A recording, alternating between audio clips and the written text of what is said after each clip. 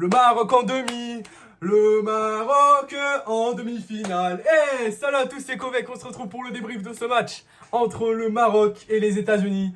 Victoire 4-0 du Maroc. Ils les ont bouffés comme des hamburgers, les amis, comme des hamburgers américains. Sachez que cette vidéo est sponsorisée par johnsport.com, le nouveau partenaire des meilleurs maillots de foot pas cher, à 20 € le maillot. Regardez la qualité, les amis. Vous avez moins 10% de promotion avec mon code Kovek. Toutes les informations sont dans la description. On va parler de cette rencontre, on va parler d'un Maroc qui a été dévastateur, qui a dominé ce match du début à la fin. Il n'y a pas eu d'États-Unis, il n'y a pas eu d'USA, il n'y a rien eu ce soir.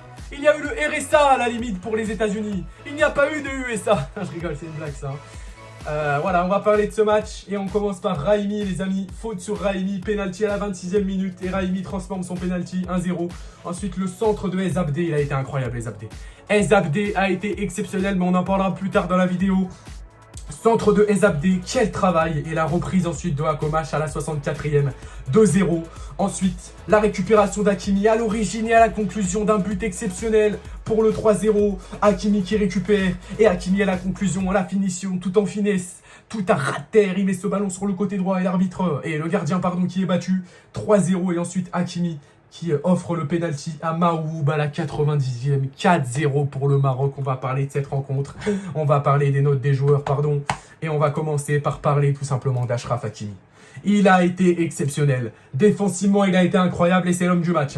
C'est l'homme du match, très clairement que c'est mérité, 8,2 pour Achraf Hakimi. Il les a tués, il les a étouffés, il les a asphyxiés. Yo qui essayait de passer sur le côté, Hakimi il lui faisait yo, tu passes pas. C'est tout ce qu'il faisait. Hakimi, yo il essayait de passer face à Hakimi. Hakimi il faisait yo, Salem, tu passes pas. Voilà, incroyable. Il a été exceptionnel, il a marqué, il a fait un match magnifique. Richardson, j'ai trouvé un tout petit peu plus mauvais que face à l'Irak. Face à l'Irak, il était meilleur, je trouve. Et Ezabdé, mais quel génie. Hakomash, pareil, mais c'est quoi ces joueurs? C'est des pépites, c'est des... Imaginez juste si Lamine Yamal aurait choisi le Maroc. Imaginez la génération marocaine avec Ezabdé, Hakomash et Lamine Yamal. Oh mon Dieu, s'ils n'auraient pas pris la Coupe du Monde en 2026, je me serais pas appelé Kovek, je m'appellerais pas Kovek. S'ils n'auraient pas pris la Coupe du Monde en 2026, ouais, je m'appellerais pas Kovek. Mais là, il y a des chances qu'ils vont la prendre d'ailleurs, hein, même sans Lamine Yamal. Hein. Il y a des grandes chances pour moi que le Maroc va au bout de ces Jeux Olympiques, déjà parce qu'ils sont en demi-finale, soit face au Japon, soit face à l'Espagne, il va falloir voir ça. Mais pour moi, je répète, il y a de grandes chances que cette équipe marocaine, même si c'est pas la vraie équipe, dites-vous que l'équipe B, elle fait peur, ça c'est l'équipe B, hein. Dites-vous que cette équipe B, elle fait peur, imaginez l'équipe A.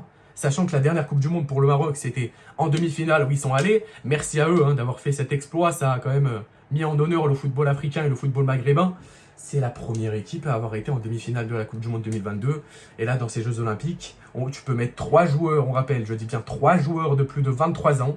On voit des génies, on voit des joueurs qui sont là pour le ballon. Par exemple, Boukamir, il avait faim en défense, il a récupéré tous les ballons. Il n'a pas laissé passer cette équipe américaine. Quel match de Boukamir aussi, Targaline, pareil, j'ai beaucoup aimé Targaline. J'ai beaucoup aimé l'entrée également de Mahoub qui a fait un bon match, qui en plus marque ce penalty.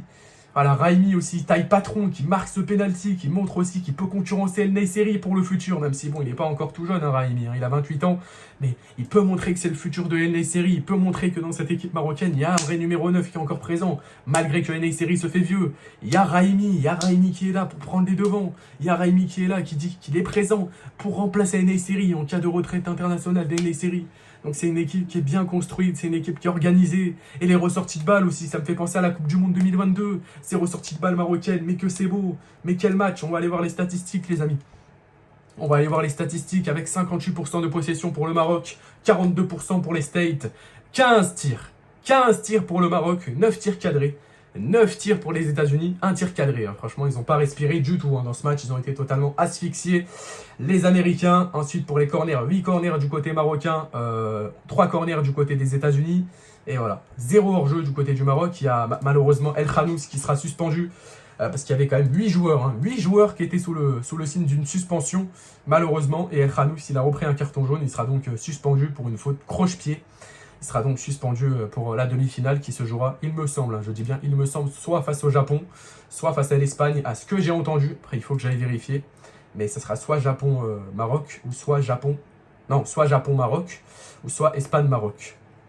Pour le spectacle, on espère Espagne-Maroc, mais pour la sûreté, on espère Maroc-Japon. Après, voilà.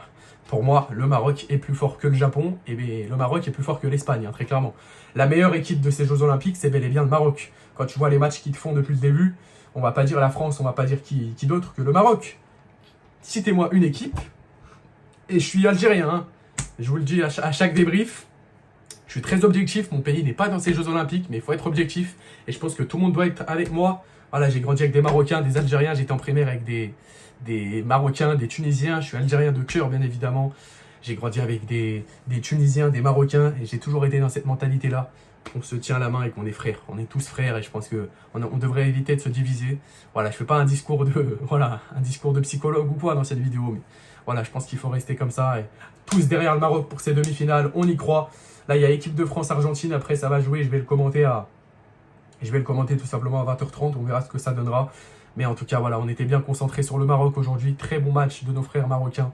Ils nous font la fierté du Maghreb encore une fois aujourd'hui. Et c'est l'équipe très clairement qui sauve la fierté du Maghreb dans le football, puisqu'il n'y a pas la Tunisie ni l'Algérie, je rappelle, dans ces Jeux Olympiques, au niveau du football en tout cas.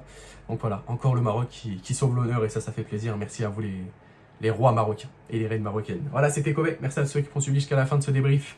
N'hésitez pas à me dire ce que vous en pensez de cette rencontre dans les commentaires. Et moi, je vous dis à très bientôt pour de prochaines vidéos ou de prochains lives. Ciao, ciao!